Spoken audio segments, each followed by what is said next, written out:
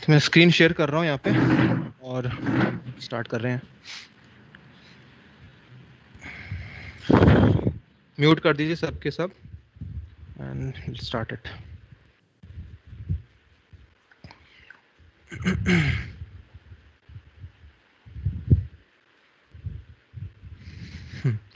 तो आज मैं यहाँ पर थोड़ा सा क्विक रिवीजन स्फेरिकल मिरर को लेकर के पढ़ा रहा हूँ। स्फेरिकल मिरर्स क्या होते हैं तो इसको ध्यान देंगे 5 मिनट के लिए फटाफट से। दूसरा बैच वाले भी देख लीजिए, OR1 वाला बैच देखेगा इस चीज़ को, थोड़ा सा ही है। फिर मैं यहाँ से बिगिन करता हूँ। तो स्फेरिकल मिरर से मैं कंटिन्यू कर रहा हूँ so that both batches don't suffer, दोनों को फायदा होगा इससे स्फेरिकल मिरर के साथ, ठीक है। सो स्फेरिकल मिरर्स क्या होते हैं? They are part of a sphere with one side polished. अब ये स्फेयर बना लो पहले आप।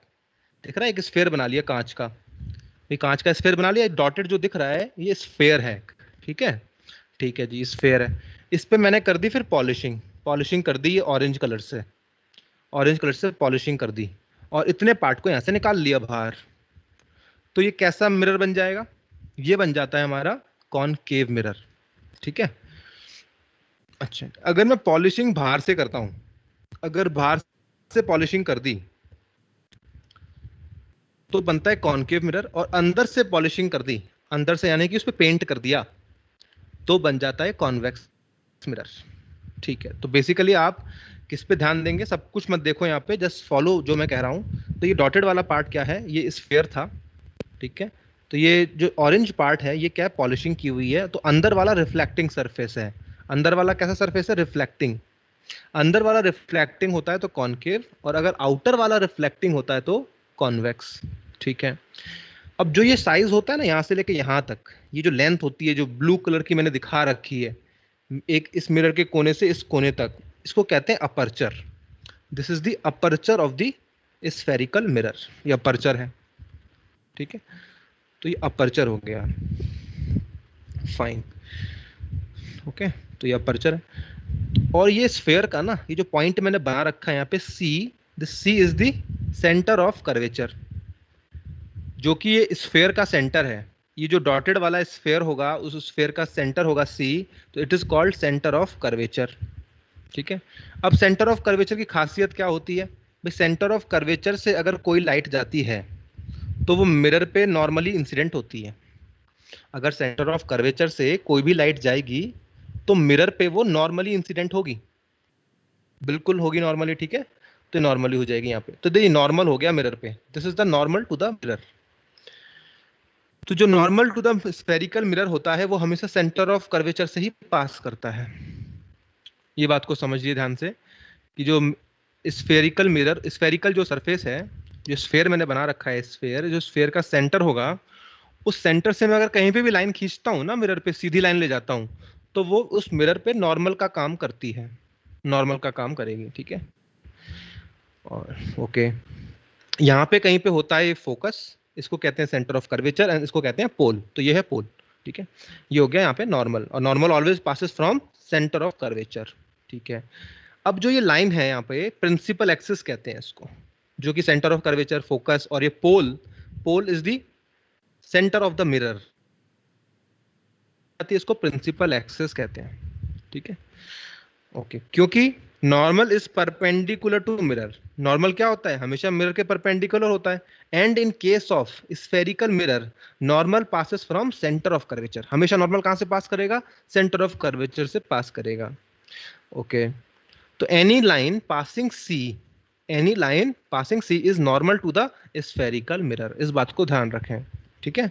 तो ये छोटी सी बात थी, समझ में आ गई होगी कॉनकेव मिरर कैसा होता है, कॉन्वेक्स मिरर कैसा होता है। तो कॉनकेव और कॉन्वेक्स में सिर्फ पॉलिशिंग का ही फर्क है, ठीक है। तो ये था स्फेरिकल मिरर के बारे में कि कैसे बनाते हैं और क्या होता है, ठीक है। तो ये आपको दिख रहा है ना अपर्चर, अपर्चर, ये मिरर कैसा होगा? बेसिकली मिरर ऐसा हो सकता है, मैं इसको और बताऊं डिटेल में, तो ऐसा दिखने में होगा, ऐसा, ऐसा होगा ये, ठीक है। और यहाँ पे पॉलिशिंग हो रखी है, और दिस इज द अपर्चर, ये अपर्चर है इसका, ठीक है। ऐसा होगा ये बाउल शेप में, जो आपको अभी तो दिख रहा है, ये ऐसा दिख रहा है कि जैसे मैंने आर्क बना रखा है। आर्क नहीं होगा ये, स्फेयर में से काटा है ना आपने, तो बाउल जैसा होगा, सम बाउल टाइप ऐसा मिरर होगा ये, ठीक है। तो this length is the mirror aperture. अब रूल्स होते हैं इसके, कुछ रूल्स सीख लीजिए, फटाफट से देख लेते हैं रूल्स। रूल्स क्या है रे डायग्राम के? रूल्स ऑफ रे, कुछ रे के जो रूल्स होते हैं वो रूल्स के बारे में पढ़ रहे हैं, ठीक है। तो रूल्स कौन कौन से हैं, मैंने हर एक रे को अलग अलग कलर से शो किया हुआ है। तो मैं बता रहा हूं पहले एक कॉनकेव मिरर पर। तो अगर कॉनकेव मिरर पे स्ट्रेट स्ट्रेट रे जाती है, और कॉनकेव मिरर पे स्ट्रेट रे जाती है parallel to the principal axis, तो ये फोकस से पास करेगी। Parallel rays pass through focus, focus से पास करेगी, ठीक है। तो ये रेड वाली जो रे है पैरेलल जा रही है प्रिंसिपल एक्सिस के, तो ये फोकस से पास कर रही है, ठीक है। और अब इसको देखते हैं, ब्लू वाली को देखते हैं। अगर ये ब्लू वाली रे ऐसे जा रही है और पोल पे टकराती है, तो ब्लू वाली रे जाती है और पोल पे टकराती है, तो अगर मैं बोलूं कि पोल पे नॉर्मल क्या होगा, इस पोल पे नॉर्मल ड्रॉ करो, तो वो नॉर्मल क्या होगा, वो नॉर्मल प्रिंसिपल एक्सिस ही होगी। at this point the principal axis itself serving as a normal, principal axis ही नॉर्मल का काम कर रही है यहाँ पे। और नॉर्मल से जो रे एंगल बनाती हैं वही रिफ्लेक्टेड रे भी बनाती है। इंसिडेंट रे जो नॉर्मल से एंगल बनाती है वही रिफ्लेक्टेड रे भी बनाती है। तो ये थीटा है, तो ये भी क्या हो गया, थीटा हो गया, ठीक है। तो पोल पे अगर आएगी तो उसी एंगल पे वापस भी जाएगी, because at pole this principal axis serves as a normal, because normal always passes from center of curvature, so principal axis is also passing through center of curvature, so therefore principal axis and normal are same at the point of pole, ठीक है। तो ये blue वाला हो गया। अब yellow वाले को देखो, येलो वाले में क्या हो रहा है कि रे कहां से जा रही है, सेंटर ऑफ कर्वेचर से जा रही है रे सेंटर ऑफ कर्वेचर पे जा रही है ऐसे। अब ये सेंटर ऑफ कर्वेचर से होकर के जब ये रे जा रही है तो मिरर पे कैसे टकराएगी, ये मिरर पे जो भी टकराएगी तो नॉर्मली टकराएगी, तो वापस उसी रास्ते पे आ जाएगी, वापस उसी रास्ते पे जाएगी। यानी कि the ray which passes through centre of curvature retraces its path, retraces its path, अपना रास्ता वो दोबारा से उसी रास्ते पे आ जाती है। ऐसा क्यों होता है, ऐसा इसलिए होता है बिकॉज जो आपकी रे है वो नॉर्मल से कितना एंगल बना रही है, नॉर्मल से 0 एंगल बना रही है ना। अगर नॉर्मल से 0 एंगल बनेगा तो रिफ्लेक्टेड रे का भी 0 एंगल बनेगा नॉर्मल से, तो इसलिए रीट्रेस बोलते हैं इसको, कहते हैं रीट्रेसिंग इट्स पाथ। तो इस वाली येलो वाली ने क्या किया है, अपना पाथ रीट्रेस कर लिया है, ठीक है। तो ये कुछ रेज हैं, इनकी हेल्प से हम काफी कुछ कर पाते हैं। तो एक और रे देखो, अगर रे मान लो फोकस से होके जा रही है, अगर कोई रे फोकस से होके जा रही है तो वो पैरेलल हो जाती है प्रिंसिपल एक्सिस के। तो यहाँ पे आपके सामने 4 रेज हैं जो कि मैंने बना रखी है यहाँ पे, 4 रेज। इन 4 रेज में से किसी भी 2 रेज का यूज करके आप ऑब्जेक्ट, इमेज सब कुछ बना सकते हैं। तो इट इज आवर चॉइस कि हम इन 4 रेज में से कौन सी 2 रे को चुन लें अपने पसंद से। उन 2 की हेल्प से हम इमेज बना सकते हैं, ठीक है, इमेज बनाई जा सकती है आराम से। चलिए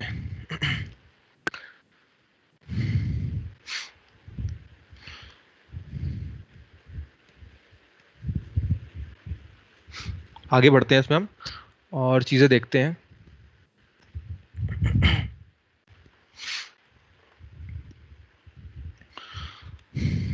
तो रे डायग्राम यहाँ पे देख लेते हैं जरा, रे डायग्राम्स कॉनकेव के लिए।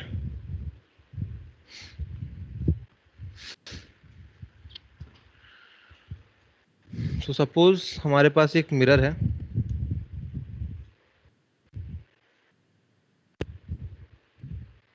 हमारे पास ये मिरर है,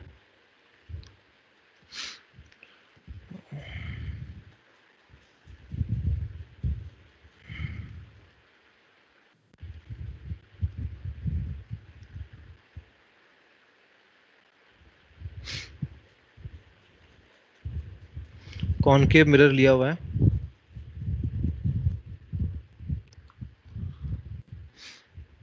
यहाँ पे है सेंटर ऑफ कर्वेचर, यहाँ पे है फोकस।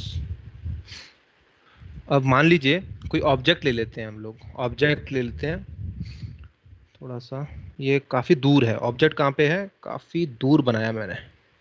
ये ऑब्जेक्ट है, दिस इज ऑब्जेक्ट, काफी दूर है, इन्फिनिटी पे है।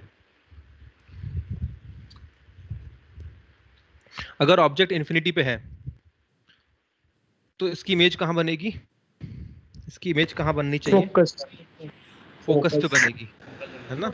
इसकी इमेज बनेगी फोकस। ठीक है, तो मैंने बना दी। ये अगर ऑब्जेक्ट 1 है तो इसकी इमेज कहाँ पे है भाई, यहाँ पे है 1 पे। इमेज को मैं थोड़ा दूसरे कलर से शो कर देता हूँ कि ये इमेज हो गई इसकी 1 पे ऑब्जेक्ट, तो इमेज यहाँ पे, और पॉइंट साइज होगा इमेज एकदम डिमिनिश्ड होगा। ठीक है, अच्छा अब मान लीजिए ऑब्जेक्ट आगे बढ़ना शुरू करता है, यहाँ पे आ गया ऑब्जेक्ट, आ गया यहाँ पे, तो इमेज कहाँ जाएगी, टेन फोकस के बीच, सेंटर कर्वेचर के फोकस और सेंटर के बीच, फोकस और सेंटर के बीच में आएगी। ठीक है, ये हो गया यहाँ पे बिटवीन सेंटर एंड फोकस, ये हो गया सेकंड। ठीक है, तो यहाँ पे आगे बढ़ रही है, तो ये भी आगे बढ़ गया हल्का सा। अब जैसे ही हमारा ऑब्जेक्ट आएगा इस पर, जस्ट अ सेकेंड, जैसे ही ऑब्जेक्ट आएगा इस पॉइंट पे, थर्ड पे, इमेज आ जाएगी सेंटर ऑफ कर्वेचर पे। सेम साइज, सेम साइज है इसका, साइज भी सेम, साइज भी सेम बना रखा है। ठीक है, और इन्वर्टेड है यानी, ठीक है, ये आगे आ रहा है ऐसे, और ये फिर इसका साइज बढ़ता जा रहा है।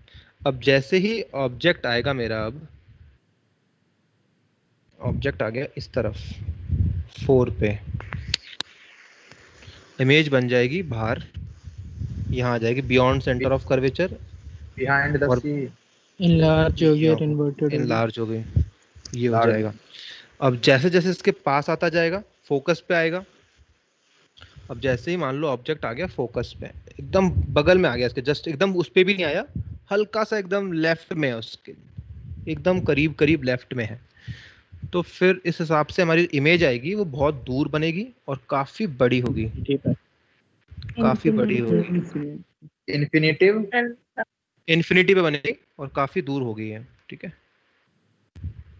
ये हम कह सकते हैं इन्फिनिटी पे है और काफी बड़ी है साइज इसकी। तो जैसे जैसे ऑब्जेक्ट पास में आ रहा है साइज बढ़ते जा रहा है।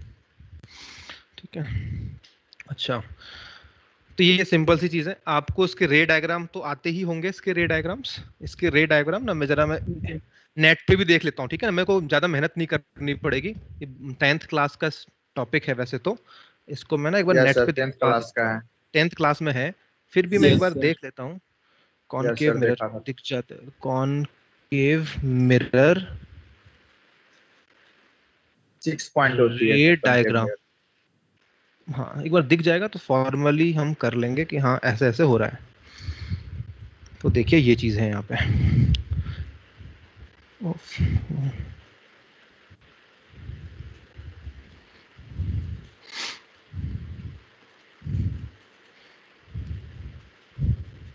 Just a second.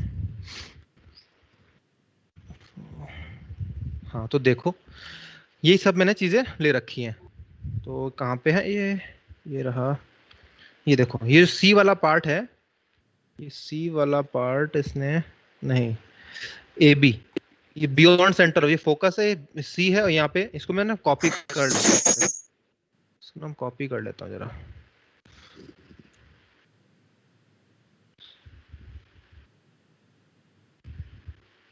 Copy image, उसको यहाँ पेस्ट कर देते हैं जरा सा।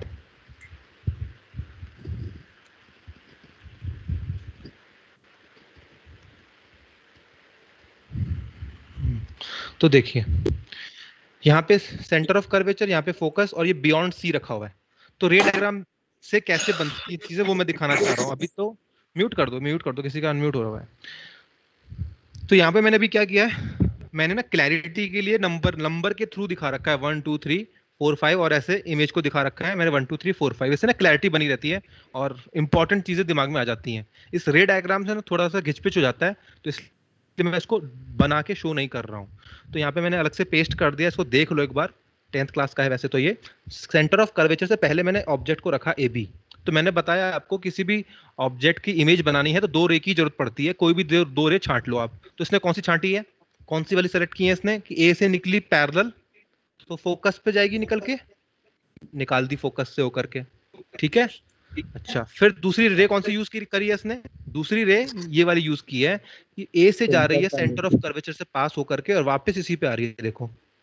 तो meeting point of reflected ray, meeting point after interaction कौन सी है, मीटिंग पॉइंट तो ये हुआ ना, टक्कर खाने के बाद मीटिंग पॉइंट तो ये है ना। तो ए वाला कहाँ आ गया पॉइंट, यहाँ आ गया। जब ए वाला पॉइंट यहाँ आ गया है, सिमिलरली बी वाला कहाँ जाएगा, यहाँ आ जाएगा, ठीक है। तो ये मीनिंग है यहाँ पर। तो रे डायग्राम ऐसे बनता है, ठीक है। तो जब बियॉन्ड सेंटर ऑफ कर्वेचर होता है तो इमेज अंदर बनती है। अगर ये इधर भागकर जा रहा है, ऑब्जेक्ट इधर आ रहा है, तो इमेज कहाँ जा रही है, इमेज इधर जा रही है, उल्टा जा रही है इमेज। ऑब्जेक्ट इधर आता है तो इमेज इधर जाती है, ठीक है। तो ये सिंपल से रे डायग्राम्स हैं, इनको आप समझ सकते हैं। ये इन्फिनिटी पे जाके बन रहा है। अच्छा, अब एक चीज और मैं इसमें शो करना चाहता हूँ, देखिए एक चीज और देखो इसमें। अच्छा,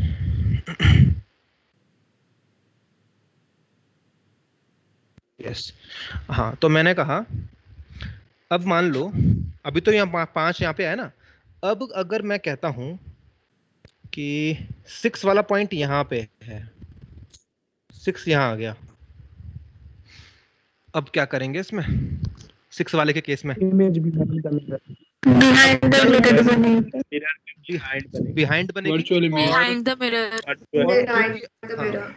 तो क्योंकि ये F है और F के जस्ट राइट में ये 6 वाला मैंने ऑब्जेक्ट बना दिया, यानी अब ऑब्जेक्ट अब F को क्रॉस करके F के राइट में आ गया है, ठीक है। अगर राइट में आ गया है तो इमेज जो होगी वो अब यहाँ पे बनेगी और काफी बड़ी बनेगी, इधर बनेगी, ऐसे होगा इमेज, और ये वर्चुअल होगी यहाँ पे इमेज, ठीक है, डॉटेड होगी, हार्ड नहीं होगी। तो इसको जस्ट अ सेकंड, इसको मैं ऐसे दिखाना चाहता हूँ, ऐसा ऐसा हो जाएगा ये,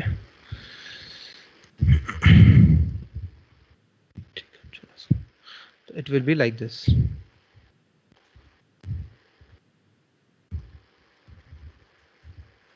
तो ये बनेगी वर्चुअल। तो ये 6 लिख दो यहाँ पे, ये 6 वाला पार्ट यहाँ आ गया, ठीक है। अब जैसे जैसे आगे जाएगा ये, यहाँ मान लो इधर 7 पे आ गया, 7 पे आ गया, तो अब ये कहाँ आएगी, इधर आ जाएंगी, ऐसे हो जाएगा 7, ठीक है। अब अगर ये एकदम चिपक जाए इससे तो क्या होगा, मान लो ये तो काफी बड़ा है, ये 7 ऑब्जेक्ट जो है काफी बड़ा है। मान लीजिए मैंने कुछ ऐसा किया, ऑब्जेक्ट इस बार छोटा लिया है, मैं एकदम छोटा सा लिया आया, तो ऑब्जेक्ट तो मेरे हाथ में लाना, छोटा लिया आया, तो अब क्या होगा इमेज के बारे में, बिहाइंड द मिरर इंफिनिटी जाएगी, यहाँ बन जाएगा एकदम सेम साइज पे बन जाएगा सब। Same size. क्यों बनेगा सेम साइज, प्लेन मिरर की तरह अपना लग जाएगा, Plain mirror. की तरह काम करेगा। प्लेन मिरर की तरह काम करेगा, क्योंकि जब एकदम चिपक ही जाओगे तुम मिरर से तो तुमको स्फीयर तो दिखेगा ही नहीं ना, फिर स्फीयर तो दिखेगा ही नहीं, एकदम चिपक गए तुम, पास में घुस गए एकदम मिरर के, तब तो प्लेन मिरर की तरह काम करेगा। तो ये चीज है, ठीक है। तो ये कैसी है, इरेक्ट है, इसको कहते हैं इरेक्ट। इरेक्ट का मतलब क्या हो गया, जैसा ऑब्जेक्ट है ना वैसा ही इमेज भी है, ऑब्जेक्ट के हिसाब से कह रहे हैं। अगर ऑब्जेक्ट सीधा है तो ये भी सीधा है। इरेक्ट मतलब जैसा ऑब्जेक्ट है वैसा ही इमेज भी है दिखने में, उल्टा नहीं है। ये है सारी की सारी इन्वर्टेड, ये सब इन्वर्टेड है, ठीक है। ये हो गई यहाँ पे इन्वर्टेड। तो जितनी भी रियल इमेजेस होंगी वो सब की सब कैसी होंगी, इन्वर्टेड होंगी, इन्वर्टेड होगी। हाँ, real images are always inverted,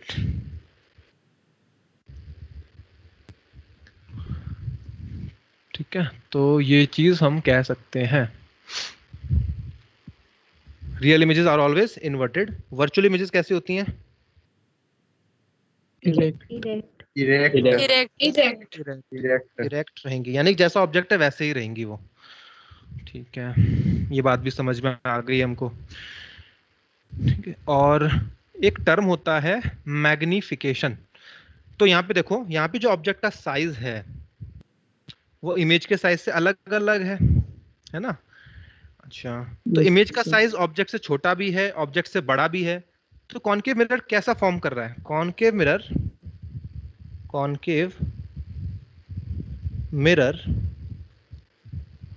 forms images of all types and all size, सभी साइज की और किस हर टाइप की, यानी वर्चुअल और रियल भी बनाता है इमेज, और छोटी बड़ी सब बनाता है। ऑब्जेक्ट से बड़ी भी होगी, ऑब्जेक्ट से छोटी भी होगी, ऑब्जेक्ट के बराबर भी होगी, यानी सारी वैरायटी रखता है कॉनकेव मिरर एक। ठीक है, ठीक है, ये बात हमको समझ में आ गई। जैसे ये है बेसिकली रे डायग्राम, और रे डायग्राम से ना आप काफी कुछ समझ पाते हैं। तो क्या क्या चीज आप रे डायग्राम से ही समझ सकते हो? तो देखिए, मैं आपसे सवाल पूछूं, छोटा सा एकदम मामूली सा है। ऑब्जेक्ट अगर सी से लेकर 5 तक आता है, ऑब्जेक्ट सी से लेकर एफ तक आता है, तो इमेज कहां से कहां जाती है? ऑब्जेक्ट अगर सी से एफ तक ट्रेवल करता है तो इमेज कहां से कहां ट्रेवल करती है? सेंटर से इन्फिनिटी की तरफ ट्रेवल करती है।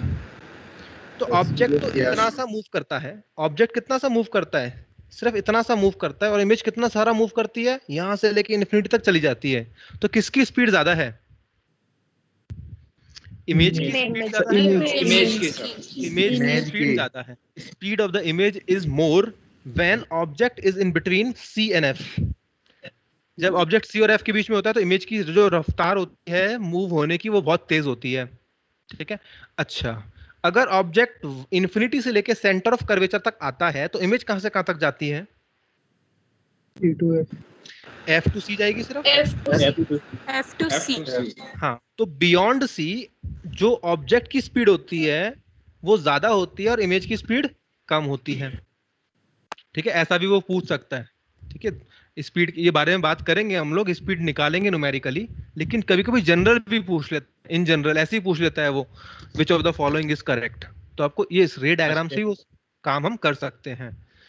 ठीक है, और यहाँ से यहाँ भी क्या होगा? यहाँ से यहाँ भी तो ऑब्वियस सी बात है, दिख ही रहा है कि स्पीड ज्यादा ही होगी इमेज की, क्योंकि इमेज यहाँ पे होता है तो इन्फिनिटी पे होता है, जब यहाँ आता है तो बहुत कम डिस्टेंस ट्रैवल की ऑब्जेक्ट ने, पर इमेज ने कहां से कहां तक करी? इन्फिनिटी से लेकर के ये इन्फिनिटी पे होगा।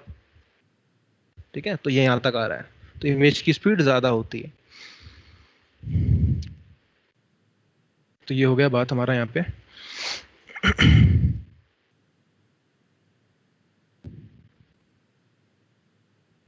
छोटी छोटी बातें, इसको मैं लिख लेता हूँ जरा, एक सेकंड यहाँ पे।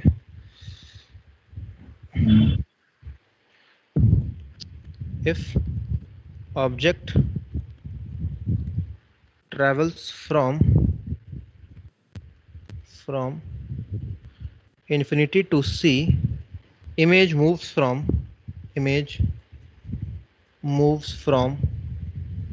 F to C, that is velocity of object more than image for this case.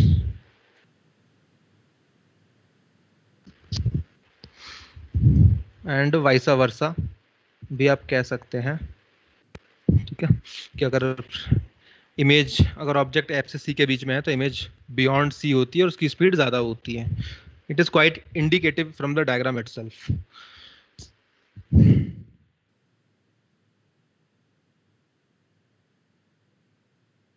मैं बनाता हूं diagram for convex mirror. Convex mirror को देखते हैं जरा।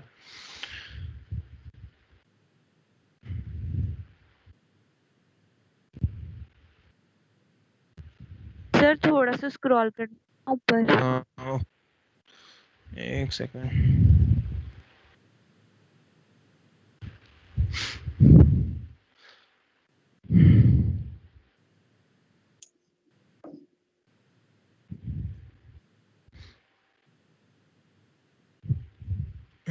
चलिए, तो मैं बनाता हूँ कॉन्वेक्स मिरर।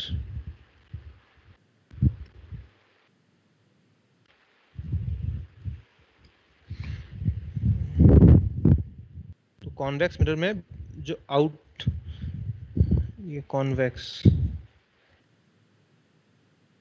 हो गया है। इसका ये भी तो एक स्फीयर का पार्ट है ना, this is a part of the sphere. इसका सेंटर ऑफ कर्वेचर कहाँ होगा फिर इस हिसाब से? यहाँ पे सेंटर ऑफ कर्वेचर होगा सर पुल सरफेस की तरफ पीछे सर। यहाँ होगा है ना भाई, क्योंकि सबके सभी एक स्फीयर का पार्ट है, स्फीयर का सेंटर ऑफ कर्वेचर यही होगा ना, इसलिए पीछे की तरफ है यहाँ पे, और यहाँ पे फिर फोकस आ जाता है। अब देखो मैं क्या करता हूँ, मैं बनाता हूँ ऑब्जेक्ट को इन्फिनिटी पे, ऑब्जेक्ट को इन्फिनिटी पे मैंने बना दिया 1। अब इसकी इमेज कहाँ बनेगी? फोकस। इसकी बनेगी फोकस पे, यहाँ बनेगी इस जगह पर। अब ये छोटा सा दिख रहा है, या पॉइंट बनता है इसीलिए छोटा दिख रहा है, तो ये यहाँ पर बन जाती है।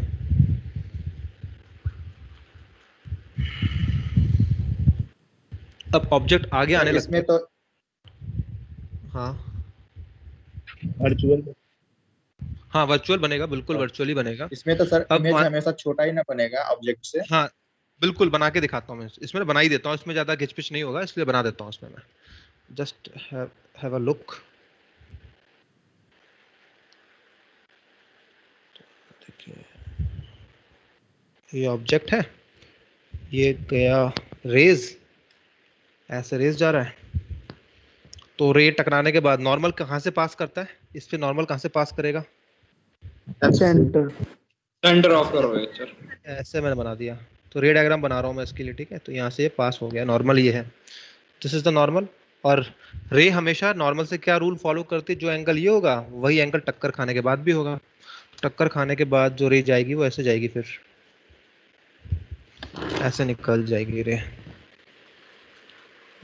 ये हो गया। तो इसका जो रे का मीटिंग पॉइंट है ये फोकस यहाँ पे आ जाता है, ठीक है। और एक और रे हम और बनाते हैं, कौन सी बनाते हैं? वो यहाँ से जाके ऐसे ले जाते हैं, ठीक है। एक रे और बनती है, 2 रे से ही मिलती है हमारी इमेज। यहाँ जाएगी रे और फिर टकरा करके यहाँ से हम निकाल देंगे।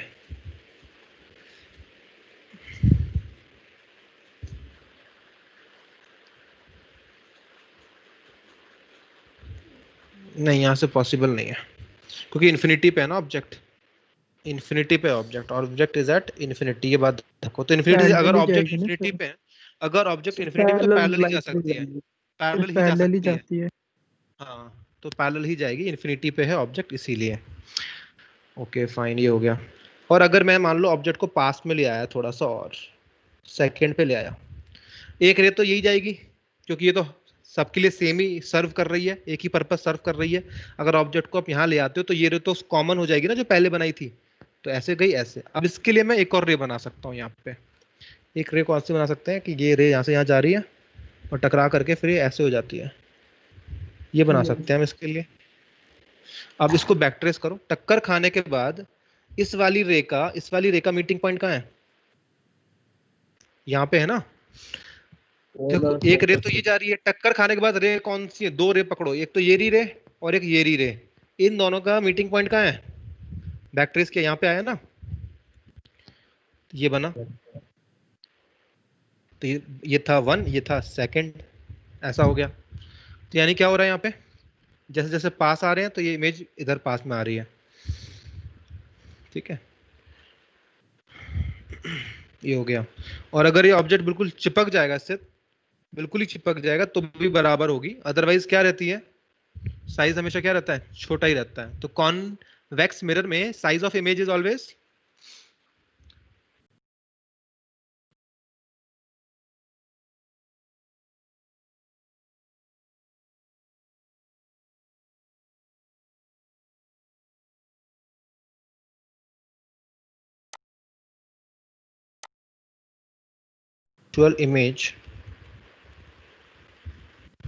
इमेज। तो हम पहले तो यूं कहेंगे हम लोग, image is virtual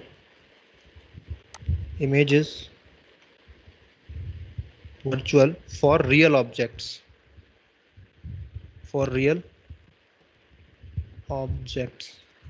image is virtual for real objects, ठीक है। इमेज वर्चुअल है, रियल ऑब्जेक्ट के, तो ऑब्जेक्ट कैसे हैं? रियल है, रियल ऑब्जेक्ट्स हैं, और इमेजेस आर वर्चुअल, वर्चुअल।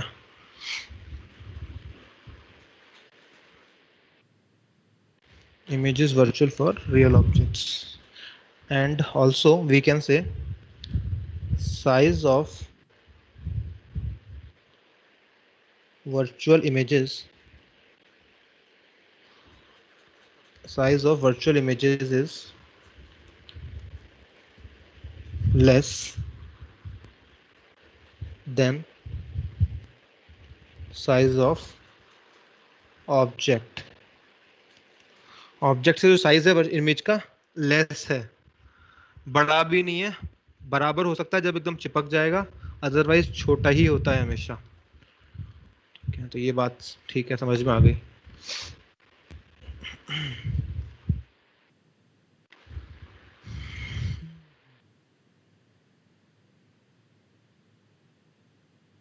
तो ये छोटी सी बातें थी, इसमें ज्यादा यही रे डायग्राम होता है, और इसमें इमेज कहाँ बनती है? फोकस के अंदर ही बनती है। देखो फोकस के अंदर इमेज बन रही है, बाहर भी नहीं जा रही, फोकस और पोल के बीच में ही सारा इमेज बन जाता है यहाँ पे कॉन्वेक्स मिरर। म्यूट कर दीजिए।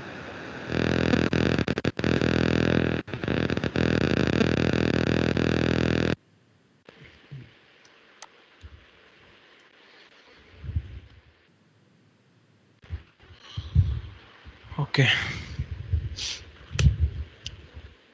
आगे बढ़ते हैं। तो ये रे डायग्राम तो सिंपल सा समझ में आ गया हम लोगों को क्या करना होता है क्या नहीं करना है। अब इसमें ना हमको निकालना है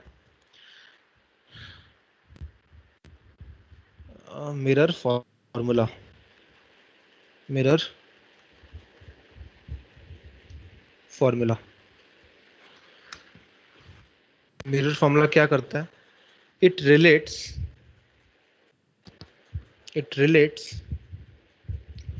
object distance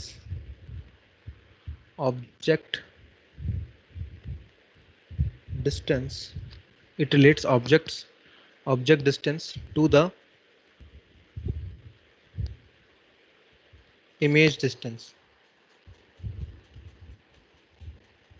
It relates object distance to the image distance from the pole of mirror। Object कितना दूर है, इमेज कितना दूर बन रही है पोल से, उसके उसमें रिलेशन एस्टैब्लिश करता है ये मिरर फॉर्मूला। तो फॉर्मूला क्या है? 1/v plus 1/u is equals to 1/f, ये फॉर्मूला है।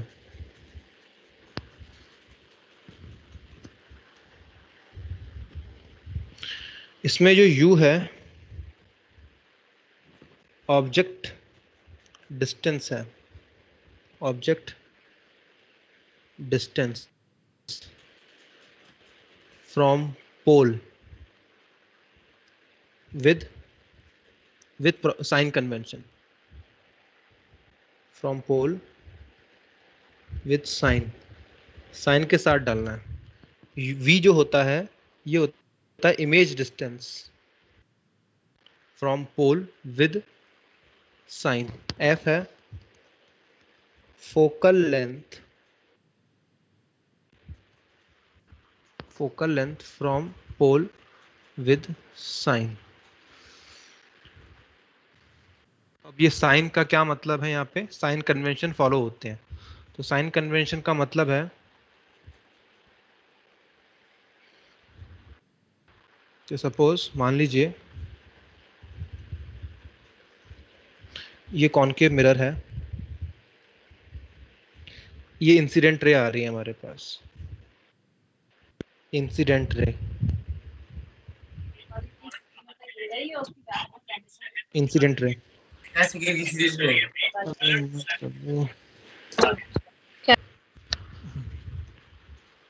इंसिडेंट रे है, इंसिडेंट रे आ रही है, like this. In the direction, incident ray है ना हमारे पास, ये यहाँ पे पोल है, ठीक है। इन the direction of, in the direction of, in the direction of incident ray, positive in the direction of incident ray, positive direction is taken.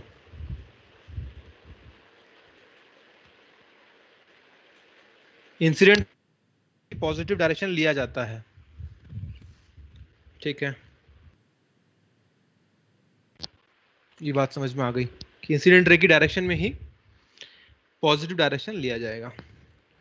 Direction above और direction above principal axis, direction above principal axis is taken positive.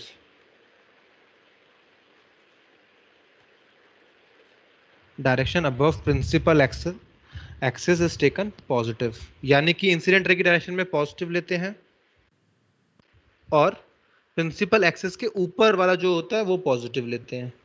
तो यानी ये axis हो गई और ये origin हो गया, ऐसा समझ लो, ऐसा समझ लीजिए। ओरिजिन क्यों लिया मैंने इस पॉइंट को? बिकॉज हम सारी की सारी डिस्टेंस पोल से नापते हैं, तो ऐसा लग रहा है जैसे कि हम ओरिजिन से नाप रहे हो। पोल से नापने का मतलब आपने पोल पे ही क्या बिठा दिया, ओरिजिन बिठा दिया, और इंसिडेंट रे की डायरेक्शन में पॉजिटिव लेना है तो इधर आपने पॉजिटिव कह दिया, ऊपर पॉजिटिव लेना है तो ऊपर पॉजिटिव कह दिया। सिंपल सा ये रूल बन गया हमारे पास। पोल पे क्या लगा दीजिए, ओरिजिन लगा दीजिए। इंसिडेंट रे की डायरेक्शन में positive direction of x axis ले लो और ऊपर पॉजिटिव ले लो, क्योंकि प्रिंसिपल एक्सिस के ऊपर वाला जो भी हाइट होता है वो सब पॉजिटिव लिया जाता है। एंड बिलो नेगेटिव, नेगेटिव, ठीक है। ये है साइन कन्वेंशन, ठीक है। तो सपोज मैं एग्जांपल ले लेता हूं यहाँ पे। सपोज ये तो रे जाती है ऑब्जेक्ट से, ऑब्जेक्ट से रे गई और इधर आ गई हैं, फिर ऐसे रे जाती है ऐसे और यहाँ पे ये इमेज है। तो सपोज ये डिस्टेंस हो गई 30 सेंटीमीटर और ये जो डिस्टेंस है 10 सेंटीमीटर आ गया। तो बताओ u क्या है इसमें, u क्या है? u is how much? Distance हाँ, u ऑब्जेक्ट डिस्टेंस है। क्या क्या क्या लिखूंगा मैं? लिखूंगा क्या? -30 -30 क्यों लिखूंगा -30? बिकॉज मेरा ओरिजिन यहाँ पे है, पॉजिटिव डायरेक्शन इस तरफ है, ये तो नेगेटिव की तरफ है, तो -30 सेंटीमीटर आएगा। v क्या आएगा? -10। तो बता रहा हूँ, ठीक है ना, बस एक जस्ट आइडिया दे रहा हूँ आपको कि हाँ ऐसा ऐसा हो जाता है। तो ये साइन के साथ डाल दिया, ठीक है, छोटा सा एग्जांपल था बस ये।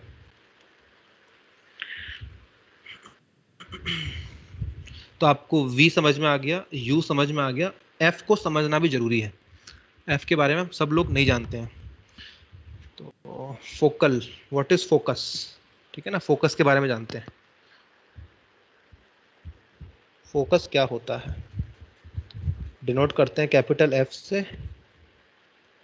It is the point, it is the point of intersection of, it is a point of intersection of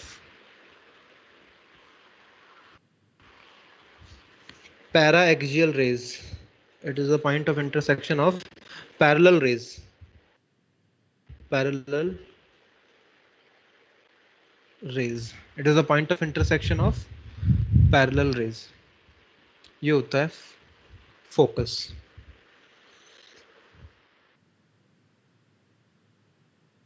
Focus can be different, focus can be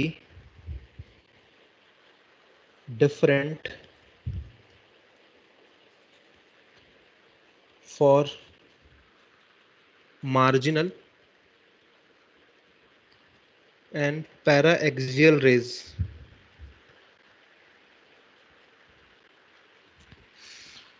Para-axial rays.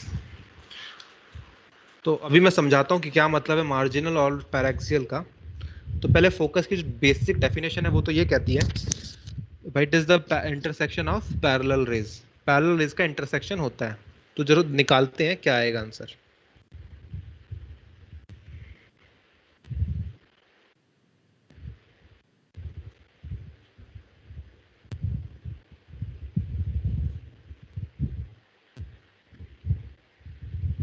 Suppose ये रे जाती है, ये तो सेंटर ऑफ कर्वेचर है, ये तो fix ही रहेगा, ये तो स्फीयर का पार्ट होता है।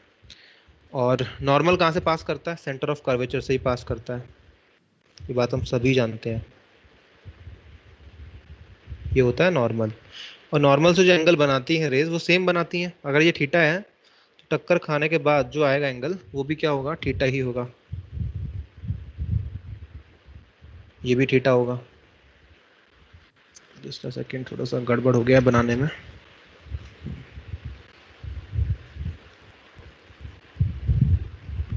ये भी क्या होगा?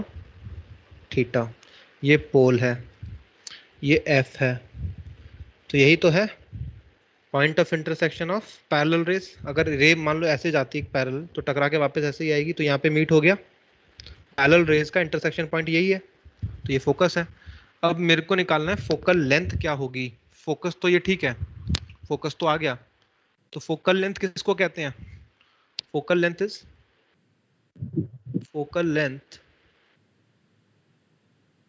denoted by f and it is equals to how much? pf के बराबर जो डिस्टेंस होगा ना, इसको फोकल लेंथ कहते हैं, denoted by small of f। pf हो गया, तो pf की लेंथ अगर आपने निकाल दी तो वही फोकल लेंथ होगा। Okay,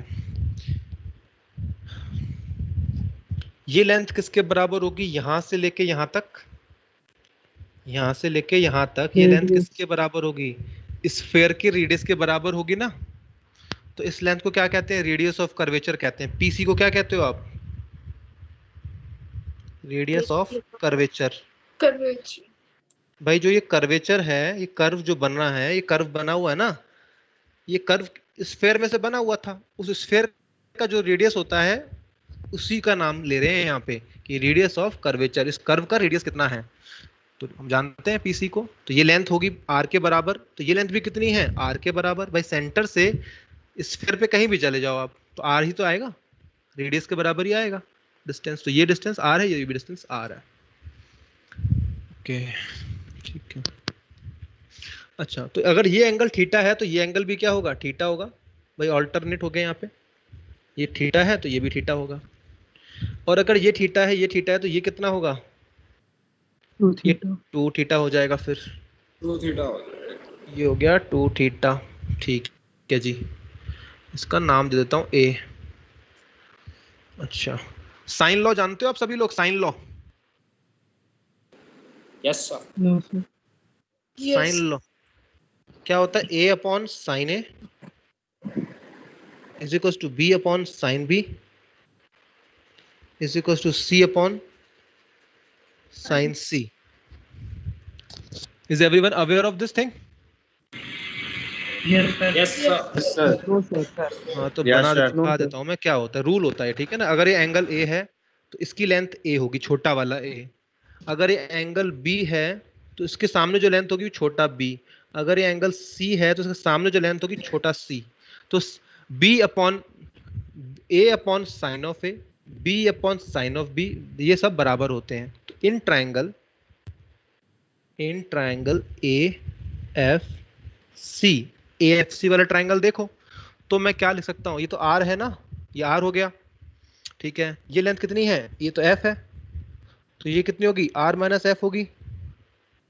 in triangle A F सी, ये ट्रायंगल को देखिए तो ए सी का लेंथ कितना है? ए सी का आर के बराबर होगा, बिल्कुल ठीक है। एफ सी का लेंथ कितना होगा? एफ सी का आर माइनस एफ होगा, ठीक है ना। ये भी समझ में आ गया। तो अब लगाओ उसमें, क्या लिख सकता हूं मैं? तो this angle will be pi minus 2 theta, ये हो जाएगा। इसमें लगाते हैं जरा कॉन्सेप्ट। तो मैं कहूंगा r upon sine of pi minus 2 theta equals to R minus F upon of sine theta, ये कह सकते हैं, और इतना ही सफिशिएंट है, इसी से काम चल जाएगा हमारा। तो इसको सॉल्व करो तो we will get R upon sine 2 theta equals to R minus F upon sine theta. तो इसको क्या लिख सकता हूं मैं, R upon 2 sin theta cos theta 2 sin theta cos theta is equals to r minus f upon sin theta। तो यहाँ से काटना शुरू कर दो इसे, ये गया, ये भी गया। तो here you will get r by 2 cos theta is equals to r minus f, ये हो गया सिंपली। तो f क्या आ जाएगा, f के बारे में अगर देखा जाए तो r minus r by 2 cos theta हो गया, क्या आ गया, तो f is equals to r 1 minus r by 2 cos theta.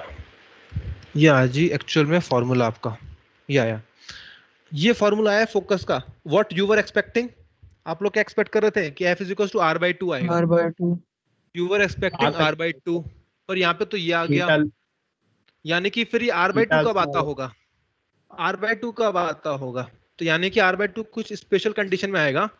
तो उसको कहते हैं, मैं बताता हूँ क्या होता है। दो तरह की रेज होती हैं, एक होती है रेज के बारे में बताता हूँ मैं, एक तो होगी यहाँ पे पैराएक्सियल,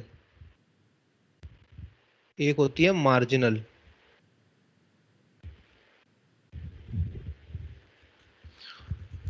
पैराएक्सियल और ये मार्जिनल। तो paraxial rays which are closer to principal axis,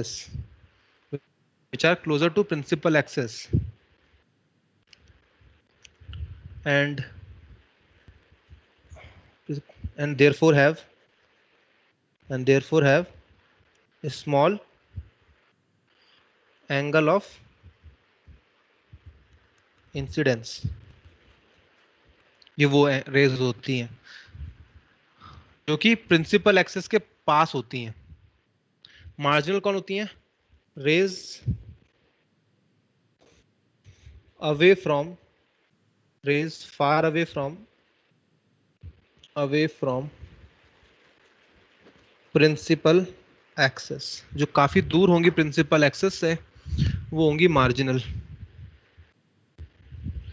तो फॉर पैराएक्सियल रेज, फॉर, मैं यहाँ पे कंडीशन डाल रहा हूँ अब, for paraxial ray what you will say, angle of incidence is equal to angle of R, तो होता ही है, और ये क्या होता है, बहुत स्मॉल होता है, ये क्या होता है, काफी स्मॉल होता है।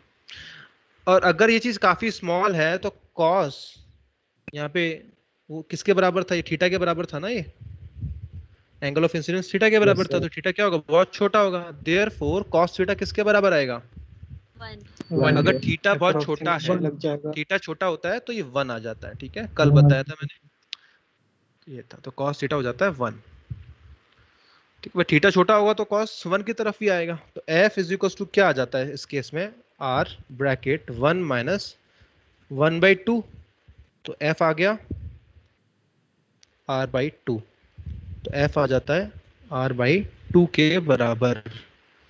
तो f is equal to r/2 for किसके लिए कहते हैं, फॉर पैराएक्सियल के लिए कहते हैं, ठीक है। और जो ये फॉर्मूला आपने ऊपर पढ़ा है ना, ये फॉर्मूला भी किसके लिए वैलिड है, फॉर पैराएक्सियल के लिए ही वैलिड है।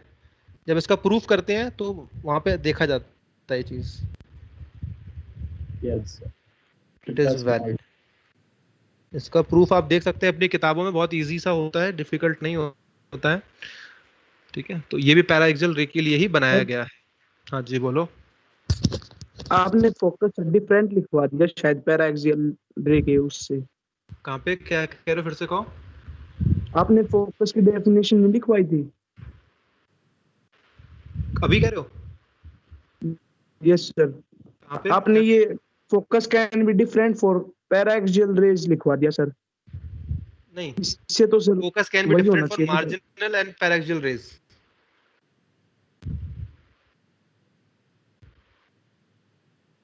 सर पैराएक्सियल के लिए तो सेम ही होना चाहिए ना, क्योंकि हम तो नहीं, F मैं is बात equals to R/T। Focus can be, focus यूं कह लो, फोकस इज डिफरेंट, यूं कह लीजिए focus is different, focus is different for marginal and paraxial rays. Focus marginal के लिए अलग होगा, पैराक्सियल के लिए अलग होगा। पैराक्सियल के लिए क्या होता है, R/2 होता है for all the paraxial raise, और इसके लिए यस सर, यही अलग होगा। कंफ्यूजन हो गया था। ठीक है।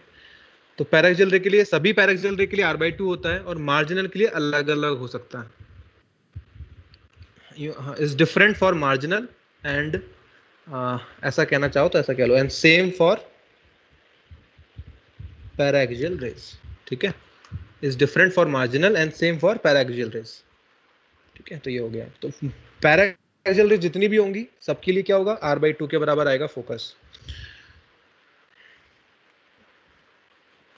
तो फोकस के बारे में तो ये हो गया। एक छोटा सा क्वेश्चन है, क्वेश्चन क्या है, at what angle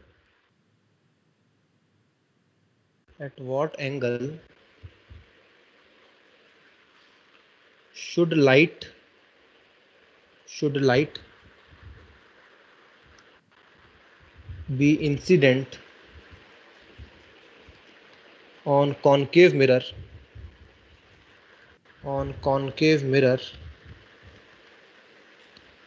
so that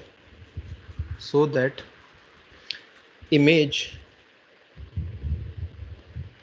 is formed at pole पे ही बन जाए इमेज। किस एंगल पे लाइट को फेंका जाए कि पोल पे ही इमेज बन जाए, ऐसा हो सकता है क्या, पॉसिबल है? यस सर, 1 - 1 हो जाए तो। हाँ देखो कैसे होगा, रे ऐसे जाएंगी, टकरा करके ऐसे हो जाएंगी, तो बन तो गई है इमेज, टक्कर तो यही हो रही है ना। अगर आपने रे ऐसे फेंकी, दो रे फेंकी, एक तो ऐसे फेंकी, यहाँ से पैरेलल रेस भेजी आपने, एक तो ऊपर से भेजी यहाँ से सीधा, ये कहाँ जा रही है, यहाँ टकराई, यहाँ पे पहुंच गई, और एक रे जा रही है यहाँ पे, तो इंटरसेक्शन यहाँ पे आ गया ना इनका, तो ये हो गया। तो यहाँ पे गड़बड़ क्या हुई है, यहाँ पे ऐसा क्यों हो रहा है, मार्जिनल रे है ना, इसीलिए ऐसा हो रहा है। आपसे पूछ रहा है ये एंगल बताओ कितना होगा, ये नॉर्मल हो गया, ये एंगल बताइए कितना होगा कि यहाँ पे आ जाए इमेज यहाँ बन जाए। तो यहाँ पे फोकल लेंथ कितनी है, 0। अगर यहीं पे बन जाएगा इमेज, हाँ नहीं कुछ और आएगा, 30 डिग्री। नहीं वो भी नहीं होगा। अगर f 0 हो गया है, तो उसका मतलब फोकल लेंथ 0 हो गई, क्योंकि यहीं पे बन गया ना इमेज, यहीं पे इमेज बन गया, तो फोकल लेंथ 0 हो गया। तो फोकल लेंथ का फॉर्मूला क्या होता है, 60 डिग्री होगा, 1 - 60 डिग्री होगा सर, cos 60 डिग्री होगा सर, cos थीटा है। तो ये हो जाएगा 1 = 1/2 cos थीटा, तो cos थीटा आ जाएगा 1/2, तो थीटा आ गया 60 डिग्री। Yes sir. देखो तो ना कभी कभी सवाल ऐसा भी पूछ सकता है, ठीक है ना, आपको लगेगा अरे ये क्या हो रहा है, इमेज कहाँ पोल पे थोड़ी ना बनती है, पैरेलल रेस की इमेज तो हमेशा फोकस पे बनती है, फोकस तो R/2 पे होता है, पर ऐसा नहीं है, फोकस की लेंथ बदल सकती है। फोकस तो मीटिंग पॉइंट होता है पैरेलल रेस का, अब वो मीटिंग पॉइंट कहाँ पे है, इस बात को कौन डिसाइड करेगा। पैराक्सियल रे तो कहती है हमारा तो R/2 है, पर मार्जिनल रे क्या कहती है, हम कहीं भी मिल सकते हैं, तो मार्जिनल रे के लिए ना हमेशा फोकस R/2 से लेस ही होता है, ठीक है, R/2 से लेस होगा, तो R/2 से ज्यादा हो ही नहीं सकता, हमेशा कम आएगा मार्जिनल रे के लिए फोकल लेंथ, ठीक है। क्या कहेंगे इनके लिए, फोकस क्या होता है, focal length is less than R/2, और इसके लिए क्या होता है, इक्वल्स टू R/2, ध्यान रखना इस बात को भी, फॉर्मूला भी वही कह रहा है। सर उल्टा लिख दिया आपने। ऐसा नहीं, सही कह रहा हूँ मैं, उल्टा नहीं है। सर मार्जिनल में मार्जिनल में R/2 से कम होना चाहिए ना। पैराएक्सियल में R/2। अच्छा अच्छा उल्टा कर दिया, हाँ ये उल्टा कर दिया, ये होगा f is equal to r/2 और ये हो गया, ठीक है। तो फोकस के बारे में समझ में आ गया। जब भी आपसे कोई फोकस बोलता है तो हमेशा पैरेलल रेज भेजो। कहाँ मिलती है रे, वो होता है फोकल पॉइंट। डिस्टेंस निकाल लोगे तो फोकल लेंथ। पैराक्सियल रे के लिए डिफाइन किया जाता है r/2। बाकी और अदर केसेस के लिए निकालना पड़ता है फॉर्मूले से, ठीक है।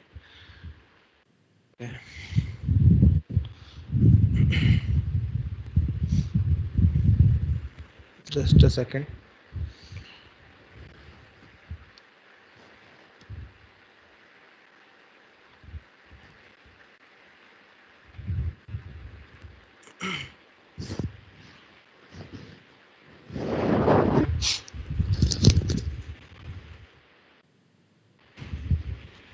तो एक काम करते हैं हम लोग, सवाल लेता हूं मैं।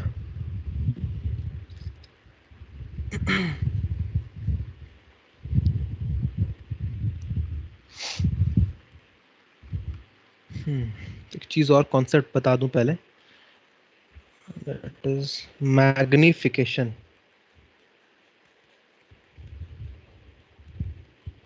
मैग्निफिकेशन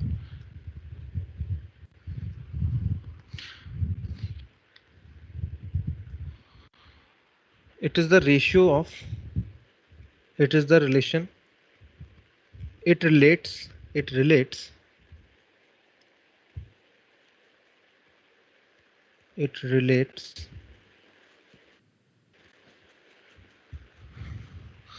मैग्निफिकेशन में ना दो टाइप के हैं। मैग्निफिकेशन भी वैसे दो टाइप के हैं, इसमें टाइप्स बना देता हूं मैं। एक तो होगा ट्रांसवर्स, एक होगा लॉन्जिट्यूडनल। तो one is transverse, another one is longitudinal.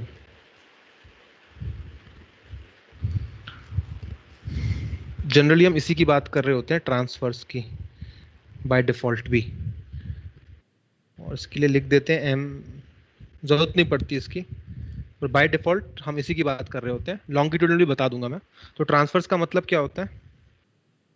Transverse का मतलब perpendicular to, transverse means perpendicular to principal axis, ये होता है। तो it is defined as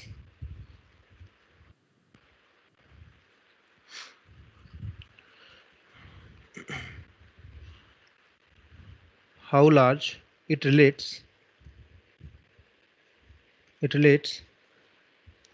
how large is height of image with respect to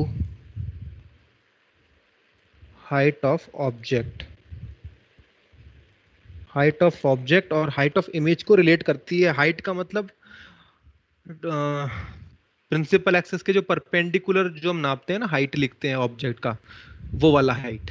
ऐसा नहीं कि लेट जाए ऑब्जेक्ट, लेटना नहीं चाहिए। प्रिंसिपल एक्सिस पे लेट जाएगा तो लॉन्गिट्यूडनल वाला मैग्निफिकेशन के हम बारे में बात करेंगे, ठीक है। अगर हाइट खड़ा हुआ है ऑब्जेक्ट प्रिंसिपल एक्सिस पे तो वो ट्रांसफर्स होता है। ट्रांसफर्स का मतलब परपेंडिकुलर टू प्रिंसिपल एक्सिस, अगर हम नाप रहे हैं ऑब्जेक्ट के साइज और इमेज के साइज को। एम के ना दो फॉर्मूले आ जाते हैं इस वाले केस में। एक तो सिंपल है कि height of image upon height of object, ये हो गया। In height of image HI upon height of object HO। Put with sign, sign के साथ डालना होता है साइन, यानी ऊपर वाला हाइट, जो चीज ऊपर होती है वो पॉजिटिव, जो नीचे होती है वो नेगेटिव। एक तो ये हो गया। एक होता है -v/u। ये v is image distance, u is object distance with proper sign, with sign. अब दोनों ही फॉर्मूले हैं, अब आपके ऊपर है कि कैसे यूज करना है इनको। आप इसको यूज कर सकते हैं मैग्निफिकेशन। ठीक है, मैग्निफिकेशन किसके बारे में बताएगा? कंपेयर करेगा इमेज का साइज और ऑब्जेक्ट का साइज, ठीक है।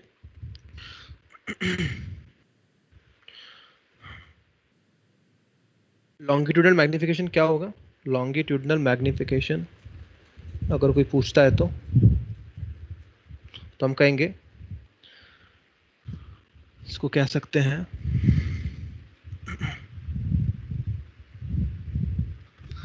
as length of image along principal axis upon length of object along principal axis। लेटी हुई चीजें जो होती हैं वो उसके बारे में बताना, यानी कि एग्जांपल अगर मैं लेता हूं तो ऐसा हो जाएगा। ये ऑब्जेक्ट मान लो ऐसे लेटा हुआ है यहाँ पे इस तरह से, ए और ये बी है, तो इमेज कहीं ना कहीं यहाँ बन जाएगी। सपोज ऐसे बन गई ए डैश बी डैश। तो ये लेंथ होगी, ये लेंथ है ऑब्जेक्ट की length, length O, length of image हो गया ये, और ये हो गया लेंथ ऑफ ऑब्जेक्ट। तो लेंथ ऑफ इमेज और लेंथ ऑफ ऑब्जेक्ट का रेशियो होता है लॉन्गिट्यूडनल मैग्निफिकेशन।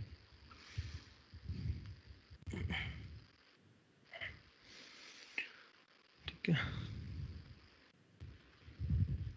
ये चीज है। और ये क्या होता है बेसिकली, इसको कैसे समझते हैं हम लोग? इसको ऐसा समझते हैं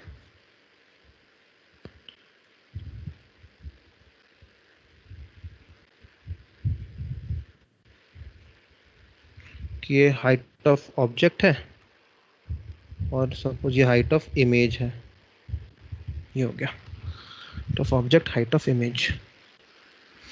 इनके रेशियो को हम ट्रांसवर्स मैग्निफिकेशन कहते हैं। और बाय डिफॉल्ट अगर कोई कुछ नहीं कह रहा है तो वो यही कहना चाहता है। By default question always means transverse magnification.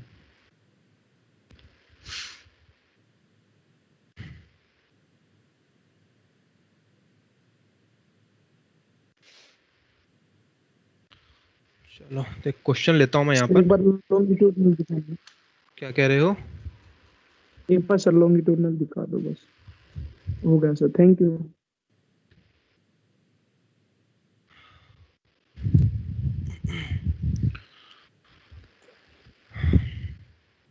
Question लेता हूं मैं, थोड़ा सा ट्रिकी क्वेश्चन लूंगा, ठीक है?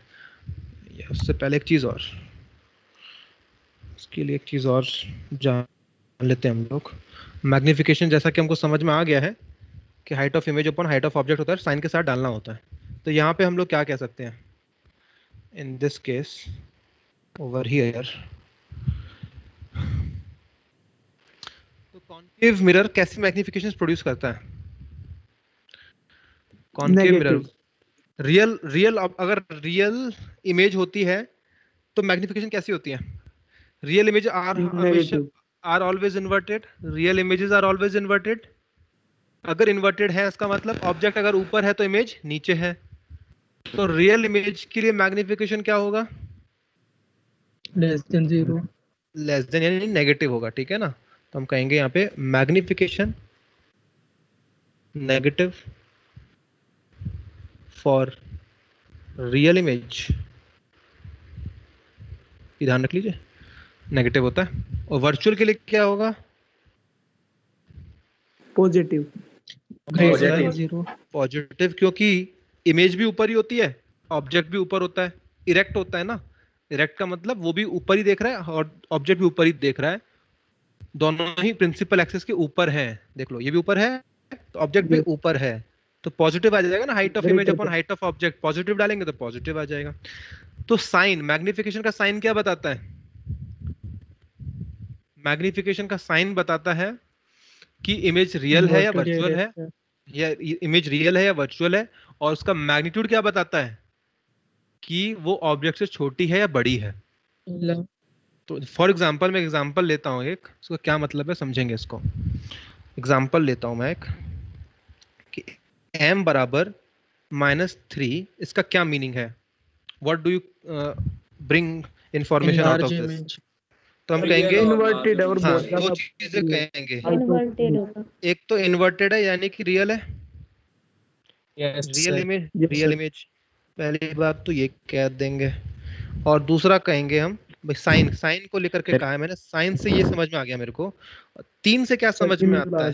यानी मैग्नीट्यूड अगर 3 है तो image is 3 times Magnified. image height is 3 times height of object. भाई इमेज का जो हाइट है वो 3 गुना है ऑब्जेक्ट से, ये समझ में आता है। ठीक है, तो ये इंफॉर्मेशन हम समझ लेंगे। एक सवाल लेते हैं, एक क्वेश्चन है।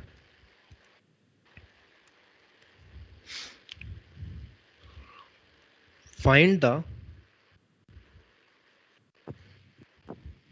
location of object in case of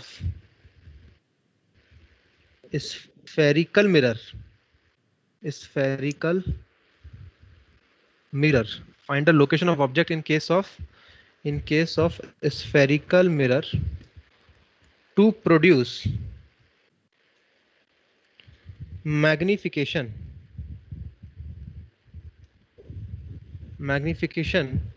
magnitude of 3, focal length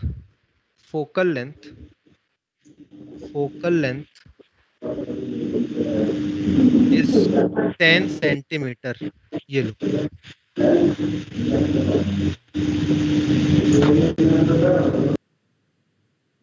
focal length is this much. Focal length is 10 centimeter.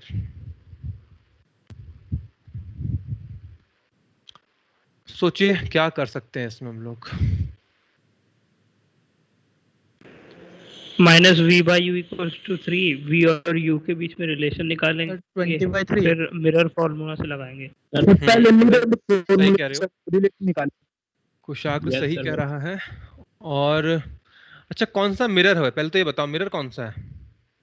Mirror हमारे पास Spherical. कॉनकेव है, कौन सा वाला मिरर होगा ये?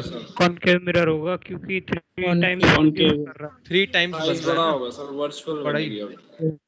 अच्छा, पर इसने मैग्नीट्यूड क्या रखा है? पहली बात तो कॉनकेव होगा, क्योंकि 3 अगर साइज अगर प्रोड्यूस हो रहा है तो एक कॉनकेव ही अर्थ करता है। कॉन्वेक्स तो हमेशा छोटा करता था प्रोड्यूस, कॉन्वेक्स हमेशा छोटा प्रोड्यूस करता है। 3 का कॉनकेव का ही काम किया हुआ है ये।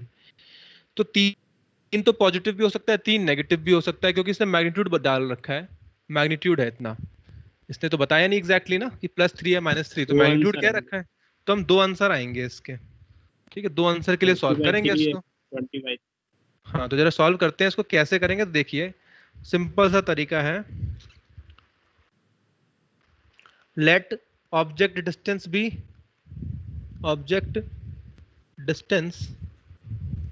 B x0। ये डिस्टेंस लिया मैंने, समझ रहे हो, डिस्टेंस है ये x0। अच्छा, तो एक केस में लेता हूं मैं m को पॉजिटिव +3 और दूसरे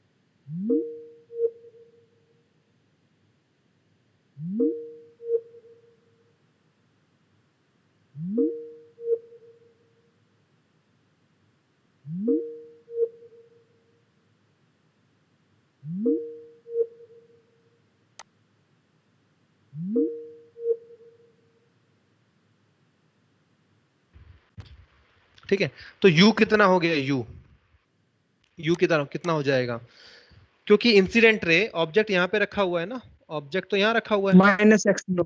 देखिए ऑब्जेक्ट यहाँ रखा हुआ है। ठीक है, तो इंसिडेंट रे ऐसे जाएंगी ना इसकी तरफ, तो इंसिडेंट रे की डायरेक्शन में पॉजिटिव लेते हैं।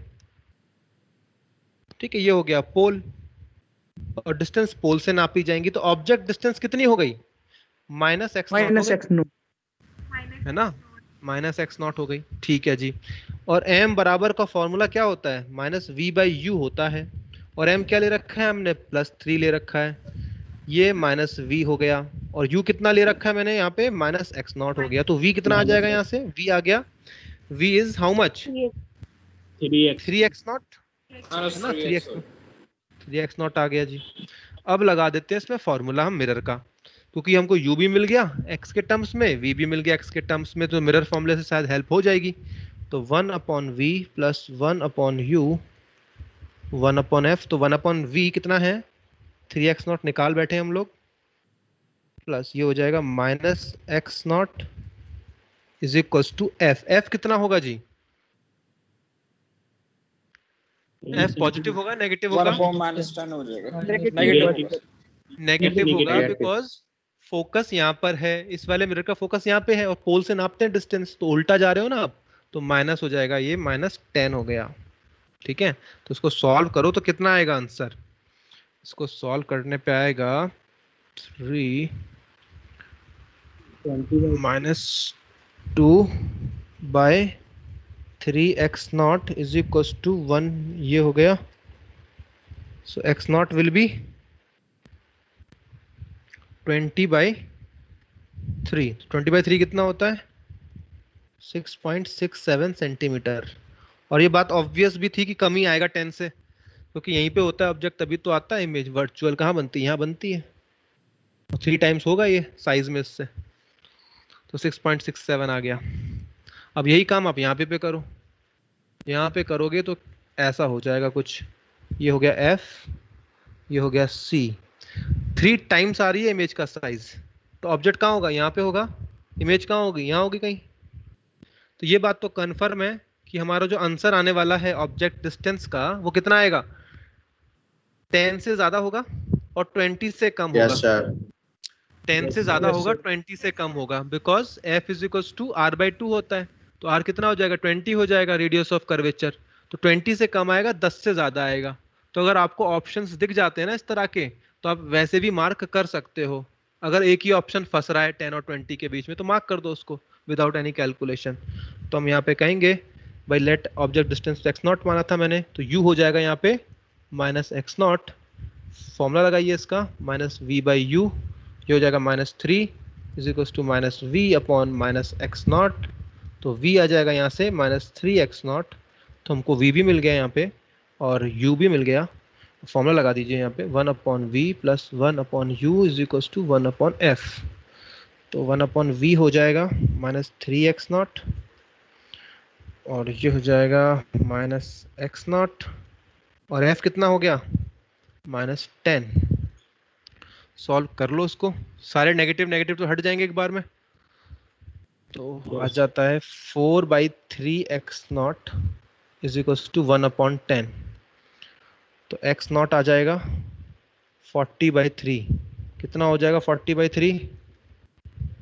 13.33। 13 और ये फोकस से ज्यादा है और सेंटर ऑफ कर्वेचर वाली डिस्टेंस से कम है।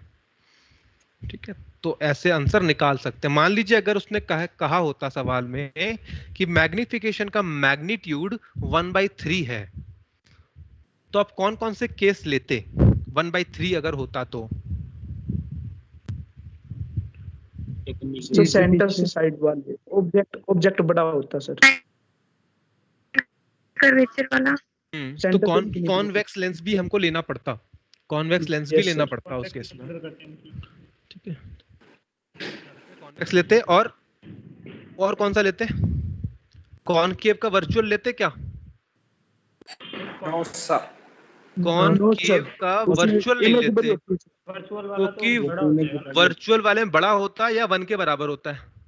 जब एकदम पास में चिपक जाएगा तो बराबर हो जाएगा ना। तो अगर 1/3 आएगा तो आप रियल वाला केस लेंगे जिसमें -3 वाला लेंगे, ठीक है, -1/3 वाला लेंगे, और कॉन्वेक्स का लेंगे, वर्चुअल वाला नहीं लेंगे। ठीक है ना, क्योंकि वर्चुअल वाले में जो साइज आता है वो 1 के बराबर बड़ा होता है। ठीक है, तो ये रीजन है, ध्यान रखिए। छोटी छोटी बातें हैं ये जो कि डायग्राम से ही क्लियर हो जाती हैं। चलो, तो ये समझ में आ गई बात। हाँ जी बोलो। ऑब्जेक्ट से सेंटर से इन्फिनिटी के बीच नहीं ले सकते कॉनकेव वाले में, उसमें भी तो छोटी होती है इमेज। किसमें? कॉनकेव वाले में किसमें कह रहे हो? सेंटर और इन्फिनिटी के बीच सर। हाँ तो वो तो लेना है ना, वो तो मैंने कहा वो तो लेना ही है कॉनकेव का माइनस वाला मैग्निफिकेशन माइनस वाला लेना है और कॉन्वेक्स का प्लस वाला लेना है। Yes sir, thank you. ठीक है, एक और सवाल लेता हूं मैं यहाँ पे।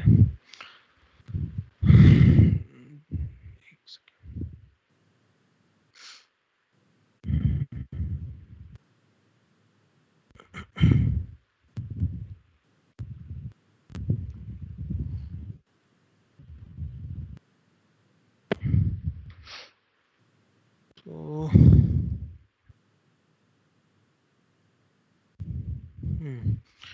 तो इसको आराम से करेंगे हम लोग। एक सवाल अच्छा है।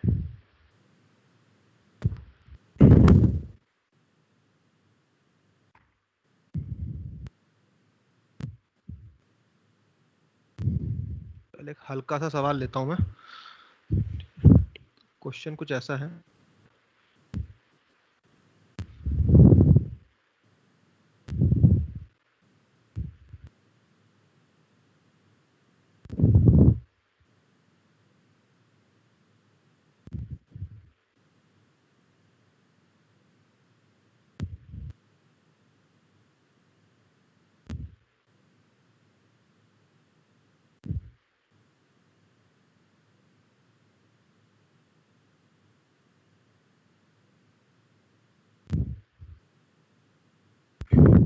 radius of curvature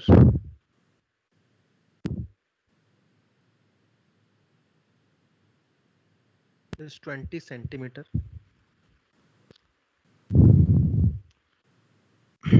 ऑब्जेक्ट रखा हुआ है यहाँ पे ये 12 सेंटीमीटर पे।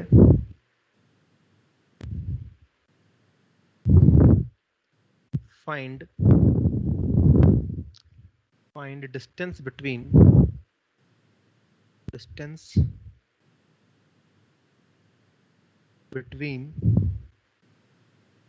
the mirror such that image is formed on the object itself.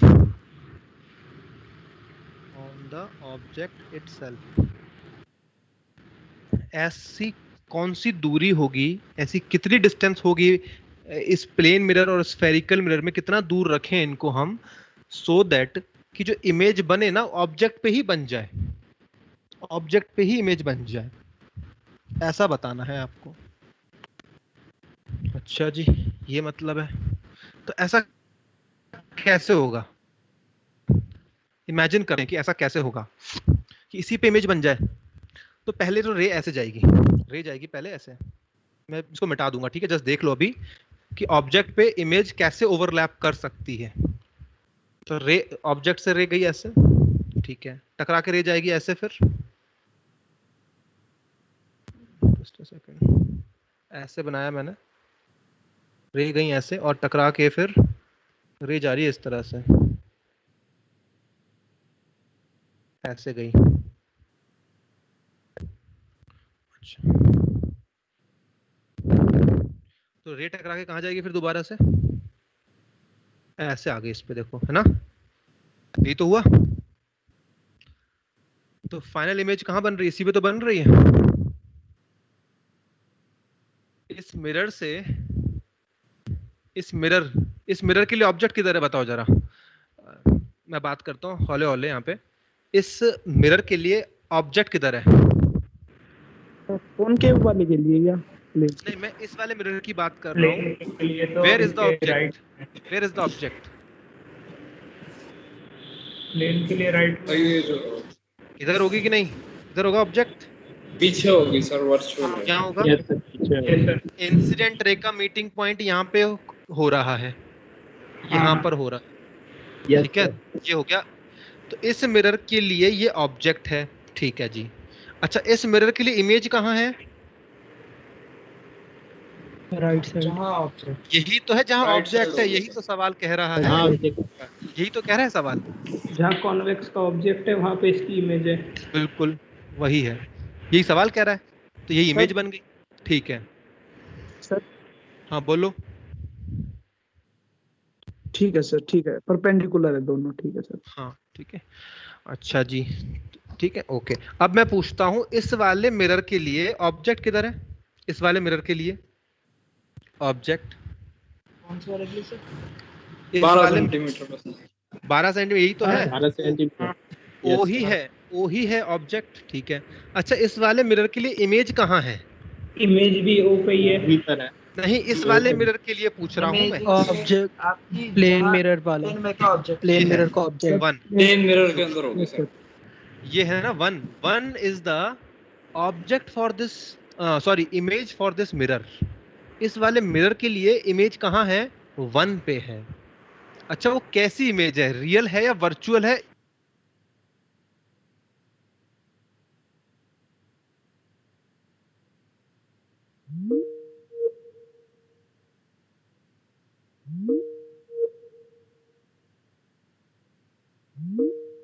है तो वो रियल होती हैं, ठीक है समझ में आ गया। यानी कि इसकी जो इमेज है इसका क्या काम कर रही है? ऑब्जेक्ट का काम कर रही है, समझ रहे हो ना? एक बार मैंने बताया था आपको, किसी एक की इमेज दूसरे का ऑब्जेक्ट का काम करती है और ऐसा चलता रहता है। तो यहाँ पे दो हैं, ऐसा मैंने बना रखा है, ठीक है। तो now what I will do is, मैं एक काम करता हूँ, थोड़ा सा इस डायग्राम को और अच्छे से बना लूंगा मैं। अभी तो ध्यान से देखो, ये हमको ना, अब मैं मिरर फॉर्मूला लगाता हूँ।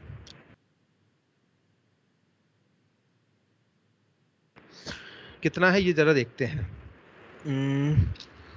तो ये डिस्टेंस क्या होगा, ठीक है।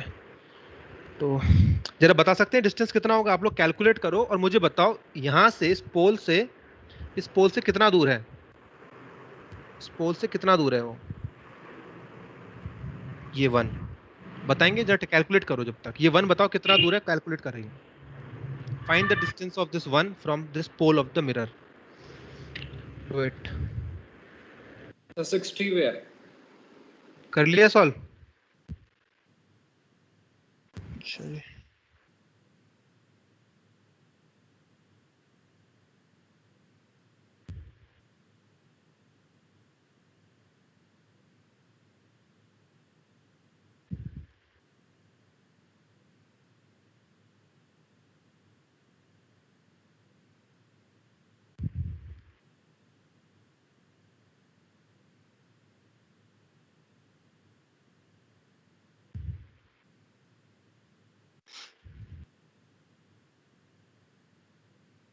निकालो डिस्टेंस कितना आ रहा है।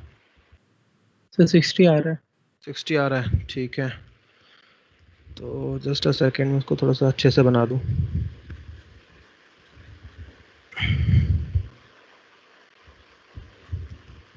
ओके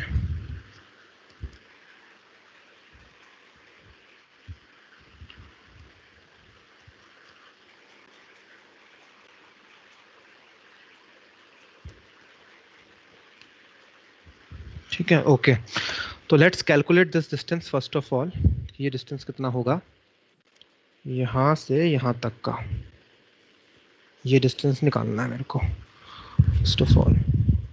तो फॉर्मूला लगा देंगे हम सिंपल, वही वाला जो हम जानते ही हैं। मिरर फॉर्मूला लगाओ। तो 1/v यस सर, -60 लगाते हैं। तो भाई ये हमको निकालना है, plus 1/u। u is how much? -12। f is how much? -10, because f is r/2। r दे रखा है 20, तो हो गया 10 और साइन के साथ डालेंगे तो -10। तो v आ जाएगा यहाँ से कितना?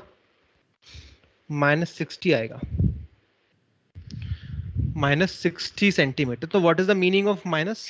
कि भाई ये लेफ्ट में है, इसका साफ साफ ये मतलब है। Yes. नेगेटिव का मतलब, साइन का मतलब दिशा से रहेगा हमेशा, ठीक है, लेफ्ट या राइट। तो लेफ्ट में है, यस सर। मींस लेफ्ट में है, मींस लेफ्ट ऑफ पोल। बस ठीक है जी, लेफ्ट में। तो यानी डिस्टेंस कितनी हो गई है? 60 सेंटीमीटर हो गई ना, डिस्टेंस के हिसाब से तो 60 सेंटीमीटर हो गई। अगर साइन के साथ कहोगे तो भाई -60 कह लो। तो 60 सेंटीमीटर का लंबा ये एरो बना हुआ है, ठीक है ओके। तो हम ये बात भी तो जानते ही हैं, हम कौन सी सर बात दोनों मिरर के बीच का 36 सेंटीमीटर डिस्टेंस। हाँ जी बिल्कुल सही कह रहे हो। तो देखो कैसे 36 करें। देखिए ये तो हम जानते हैं ना, अगर ये d होता है, ये डिस्टेंस अगर d है तो ये कितना होता है? ये भी डी होता है भाई। प्लेन मिरर की प्रॉपर्टी Yes. है जितना दूर ऑब्जेक्ट उतना ही दूर इमेज। तो 2D+D+12 किसके बराबर होना चाहिए? 60 के। 60. ठीक है। तो D+D+12 इज इक्वल टू 60 होना चाहिए, ये तुम जानते ही हैं। तो यहाँ से जो D का वैल्यू निकल कर आएगा, अब माइनस कर दो उसको, 48 तो D आ जाएगा हमारे पास 24। D आ गया 24 सेंटीमीटर। ठीक है, D तो आ गया 24 सेंटीमीटर। सर 24 + 12. हाँ, अब डिस्टेंस बिटवीन मिरर, तो distance between mirror therefore distance between mirrors it will be 24 + 12 36 centimetre. ऐसे होगा सवाल। ठीक है, सर एक बार वो इमेज और ऑब्जेक्ट वाला जो कंसेप्ट था ना, एक बार दोबारा बता दो, कंफ्यूज हो रहा है वो। अच्छा कौन सा यहाँ पे कह रहे हो या इमेज रियल और वो वाला कह रहे हो? नहीं नहीं, जो ये हो रहा था ना, इसका इमेज ये होगा, इसके लिए ऑब्जेक्ट ये होगा। अच्छा बिल्कुल बिल्कुल, वो बताता हूँ मैं कैसे है। देखिए, मैंने पहले ऑब्जेक्ट से रे ना इसकी तरफ निकाली है रेज। ठीक है, तो इस वाले मिरर के लिए ऑब्जेक्ट कौन होगा? देखो, पहली बात हमेशा ध्यान रखो, हम इमेज बनाने के लिए, ऑब्जेक्ट बनाने के लिए रेज कोई सी भी यूज कर सकते हैं। रेज 4-5 रेज तो मैंने ही बताई थी आपको। तो मैंने इसमें कौन सी रेज यूज करी है? मैंने रे यूज करी है, यहाँ पे ऑब्जेक्ट रखा है ना, एक रे तो ऐसे जा रही है सीधी और टकरा के वापस ऐसे आ जाएगी, नहीं आ जाएगी भाई? नॉर्मल है ना, तो नॉर्मल पे जाती है वापस आ जाती है। तो ये जो रे दिख रही है आपको, ये वाली हमेशा ऐसे ही जाएगी। एक रे ऐसे जा रही है, वापस ऐसे आ रही है, ये टक्कर खा के वापस ऐसे, फिर ऐसे हो रही है। तो आपको लग रहा होगा सर एक ही रे से आपने कैसे बना दिया? तो मैंने एक रे से नहीं बनाया है इमेज को, 2 रे हैं। जो दूसरी रे होती है ना, प्रिंसिपल एक्सिस के पैरेलल ही होती है, तो वो नजर नहीं आती हमको। ठीक है, चलो ये तो खैर बात हो गई इमेज बनाने की। तो इस वाले मिरर के लिए ऑब्जेक्ट कैसे डिसाइड करते हैं? इंसिडेंट रे का मीटिंग पॉइंट। इंसिडेंट रे का मीटिंग पॉइंट कौन सी है? एक तो ये इंसिडेंट रे है और एक ये इंसिडेंट है। कहाँ है मीटिंग पॉइंट इनका? यही तो है, हाँ ये है। तो ये ऑब्जेक्ट हो गया कि नहीं हो गया? ऑब्जेक्ट हो गया इस वाले मिरर के लिए। ठीक है, अब टक्कर खा के रे कहाँ जा रही है? टक्कर खा के रे इधर जा रही है, ये वाली इधर जा रही है, और ये वाली रे कहाँ जा रही है? ये इधर जा रही है। तो ये वाली रे और ये वाली रे का मीटिंग पॉइंट कहाँ पे है? ये तो यहाँ पर आ रहा है सर, पीछे आ रहा है। यहाँ पे आ रहा है। ठीक है, अच्छा अब ये वाला मिरर क्या कहेगा कि मैंने रे कैसी भेजी है? हार्ड रेज भेजी है या डॉटेड भेजी है? हार्ड भेजी है ना इसने तो। हार्ड. तो भाई ये तो कहेगा ना मेरी रियल इमेज है वो। अब ये इस मिरर की गलती है ये कि इसने इसको डॉटेड बना दिया, पर मैंने तो हार्ड भेजी है। तो मेरे लिए तो वो रियल इमेज ही है। कैसी है? रियल इमेज है इस वाले के लिए 1। समझ पा रहे हो बात को? Yes sir. ठीक है, अब ठीक है, अब ये इसका काम खत्म हो गया। इसका आपने ऑब्जेक्ट भी बता दिया, इसका आपने इमेज भी बता दिया। इसको हटा दो, अब इसका काम खत्म। अब आ जाओ इस पर। इसके लिए ऑब्जेक्ट कौन है? इसके लिए ऑब्जेक्ट इंसिडेंट रे कौन है? इसके लिए इंसिडेंट रे ये वाली है और एक ये वाली है, देखो ये आ रही है। इन दोनों का मीटिंग पॉइंट कहाँ पे है भाई? यहाँ पे है। अब कैसा है? डॉटेड लाइन है ना ये, इसके जस्ट बाद कैसा इंटरसेक्शन? डॉटेड इंटरसेक्शन है, तो it is a virtual image. तो ये कैसा हो जाएगा? यहाँ पे वर्चुअल इमेज बन जाएगी। ये वर्चुअल इमेज यहाँ पे ऐसे बन जाती है, ये वर्चुअल इमेज बन गई। इसके लिए अब इमेज कहाँ पे है? इमेज है टक्कर खा के ऐसे जा रही है रे, तो ये ऐसे जा रही है रे, एक रे ऐसे जा रही है, एक रे ऐसे जा रही है, यहाँ मिल रही है, तो ये इमेज हो गई। तो ठीक है ना, ये कैसी इमेज है? रियल इमेज है फॉर दिस मिरर। तो ये इमेज भी यहीं पे आ गई और ये ऑब्जेक्ट भी यहीं पर आ गया। तो यही क्वेश्चन कह रहा था। ठीक है, यस। बिल्कुल इसको क्लैरिटी से समझ लो। ठीक है, ये हो गया यहाँ पे सवाल। अब मैं आपको एक क्वेश्चन देता हूँ।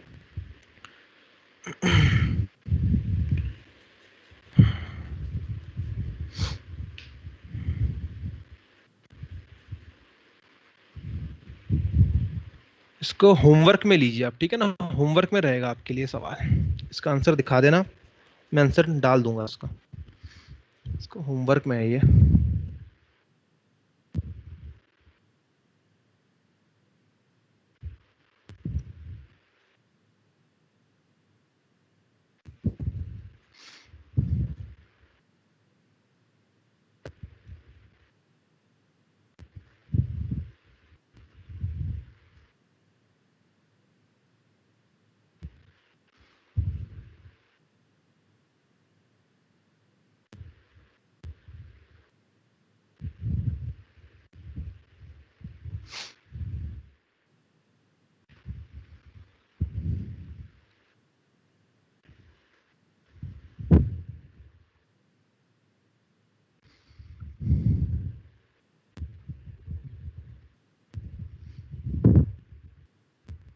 दो मिरर हैं, कॉन्वेक्स और concave.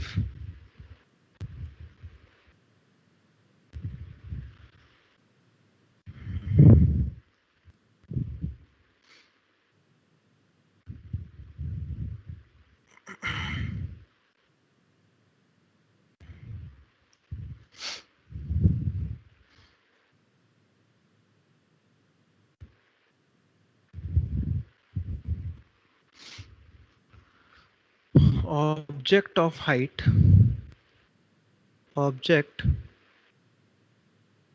height 1 mm is kept as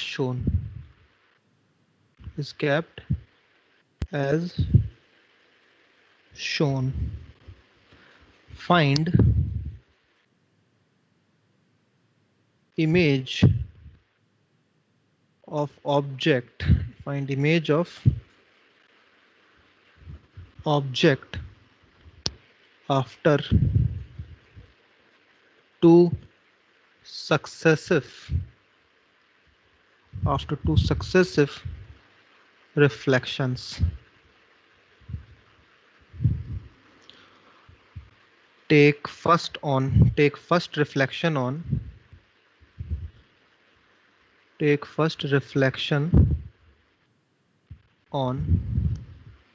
M1. ठीक है, फर्स्ट रिफ्लेक्शन आप M1 पे ले लेना।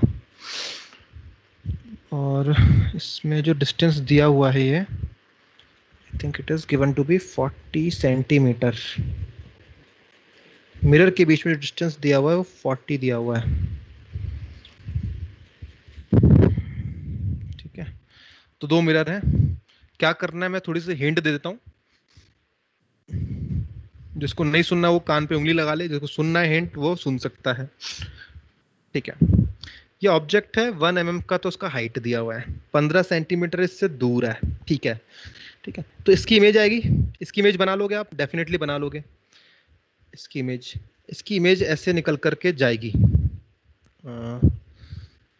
अब जहां भी आएगी इसकी इमेज, मान लो यहाँ आ गई इसकी इमेज, मैं रफली इसको बना रहा हूँ। ठीक है, फिर मिटा दूंगा। मान लीजिए मैं तुक्का लगा रहा हूँ। ठीक है, कैसा हो सकता है सिचुएशन। मान लीजिए कि आपने इसकी इमेज बन के यहाँ पर आ गई। आपने इमेज बनाई, इसकी रेज भेजी इधर उधर, ऐसे भेजी, और ये सीधी रे और एक रे आपने ऐसे भेजी, और ये यहाँ मिल गया, ये यहाँ इमेज आ गई इसकी।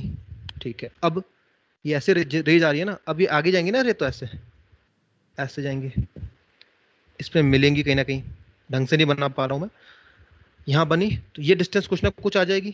मान लो 10 सेंटीमीटर आ गई है, तो इसके लिए ऑब्जेक्ट डिस्टेंस कितना दूर हुआ? इसके लिए ऑब्जेक्ट कहाँ पे है बताओ? 10 सेंटीमीटर दूर। 10 सेंटीमीटर पे यही ऑब्जेक्ट है। इसके लिए यही ऑब्जेक्ट है, इतना बड़ा सा जो बन गया है ना, यही ऑब्जेक्ट है, और यही 10 सेंटीमीटर पे। इसके लिए इमेज बनाओगे आप, ठीक है ना, और कहाँ बनेगी देख लोगे। तो इसके लिए इसकी जो इमेज होगी, इसका ऑब्जेक्ट का काम करेगी।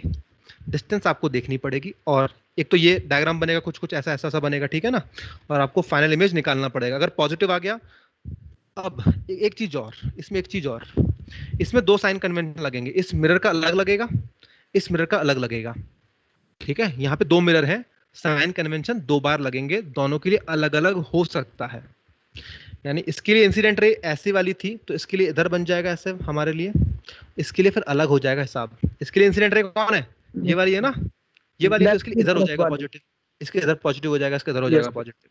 तो इस बात का भी ख्याल रखना है आपको। ठीक है ना, जब आप फाइनल इमेज निकालोगे ना, फाइनल इमेज अगर वो पॉजिटिव आई तो इसका मतलब इधर बन रही है, अगर वो नेगेटिव आई तो इधर बन रही है। क्योंकि आप फाइनल जो लगाओगे इक्वेशन, इस M2 पे लगाओगे ना इक्वेशन, जब M2 पे फाइनल इक्वेशन लगाओगे आप 1/v1 वाला, तो उसमें पॉजिटिव का मतलब क्या होगा? इस तरफ बनना, नेगेटिव का मतलब इस तरफ बनना।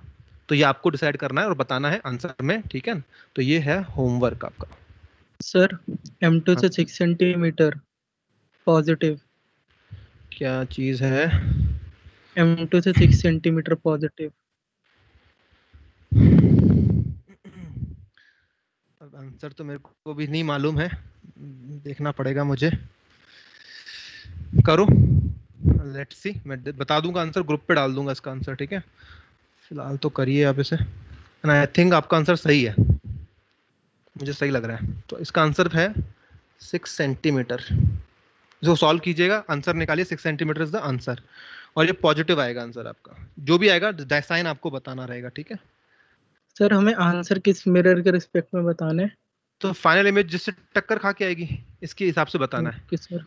वो ऑप्शंस में दे देगा आपको कि M2 से कितना दूर या M1 से कितना दूर, तो वो आप खुद डिसाइड कर लोगे, ठीक है ना, वो दिक्कत नहीं होगी।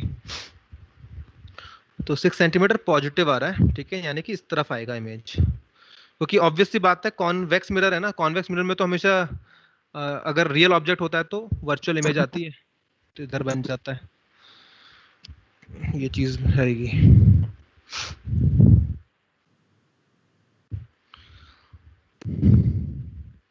एक चीज और मैं आपको और बता देता हूँ यहाँ पर, एक चीज और है, 5 बजे मैं क्लास छोड़ दूंगा कुणाल, ब्रेक की जरूरत नहीं है, 5 बजे छोड़ दूंगा, 5:05 पे, ठीक है, 15 मिनट और बस। केमिस्ट्री क्लास है। हाँ जी, केमिस्ट्री की भी क्लास है आज। आपकी है, आपकी क्लास है क्या? MR6 वालों की केमिस्ट्री की क्लास है? MR6 OR वालों की है 5 बजे केमिस्ट्री की क्लास। अच्छा अच्छा अच्छा, ठीक है ठीक है, ओके। कब से कब तक है वो? 5 बजे से सर वो स्टार्ट तो है। सर के मूड पे डिपेंड करेगा। ओहो, यानी कि मेरे पे बैरियर लग गया, अब मैं खींच नहीं सकता ज्यादा। तो एक काम करते हो, तो ये आपका आंसर निकाल लेना। एक काम करो, एक ध्यान रखो चीज का, नोट है ये, ठीक है ना, नोट में ध्यान रखिएगा। मैग्निफिकेशन सिस्टम की अगर निकालनी होती है ना, तो कैसे निकालते हो? M1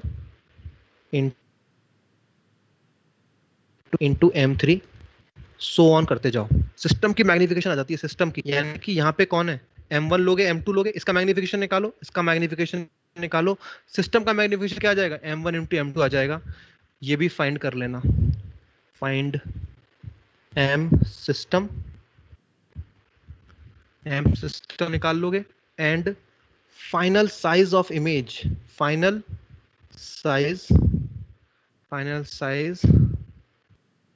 and nature of image, nature ही बताओगे आप, फाइनल साइज भी बताओगे और नेचर भी बताओगे ऑफ इमेज का। तो साइज तो आ जाएगा मैग्नीट्यूड से, नेचर आ जाएगा पॉजिटिव नेगेटिव से, ठीक है। तो एम सिस्टम कैसे निकालेंगे? इसका एम निकालोगे, इसका एम निकालोगे, एक एक्यूमुलेटेड एम आएगा, उस एक्यूमुलेटेड एम को क्या लिख दोगे आप फिर ऐसे लिखोगे लास्ट में, M system is equals to height of object upon height of image. ये इनिशियल हाइट जो लेके चले थे आप ऑब्जेक्ट की, ये फाइनल हाइट ऑफ इमेज, ऐसा आप कर सकते हो, ठीक है। इसके बाद ऐसा कर देना, तो ये आपके पास आंसर आ जाएगा इससे भी।